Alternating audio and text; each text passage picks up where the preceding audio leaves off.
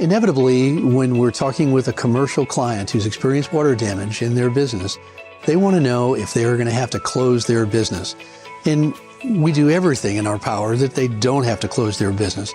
We've got all the techniques, we've got the options available to us to do what it takes to avoid closing a business. We know how important that is to many of our clients. We have completed hundreds of commercial restoration projects, from the flower shop to the daycare center to the insurance office to brokerage office down the street, grocery stores, warehouses, medical facilities, hotels, manufacturing, distribution. We've been in every one of them.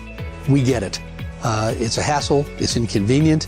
The equipment that we use to drive the structure and the property is disruptive. So we do everything we can to get in, get out, work around the hours, the schedule, and the business needs of our client.